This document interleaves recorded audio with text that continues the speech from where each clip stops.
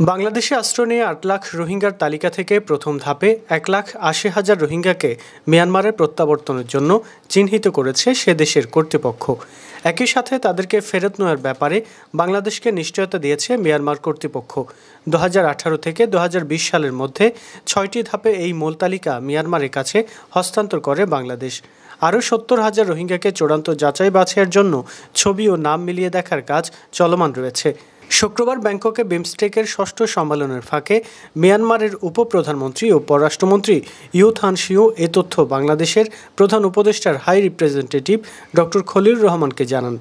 এই প্রথম মিয়ানমার কর্তৃপক্ষ একটি নিশ্চিত প্রত্যাবর্তনের তালিকা প্রদান করল, যা রোহিঙ্গা সংকট সমাধানের পথে একটি গুরুত্বপূর্ণ অগ্রগতি। মিয়ানমার কর্তৃপক্ষ আরও জানিয়েছে, মূল তালিকায় থাকা বাকি ৫,৫০,০০০ রোহিঙ্গার যাচাই দ্রুততার সঙ্গে সম্পন্ন করা হবে।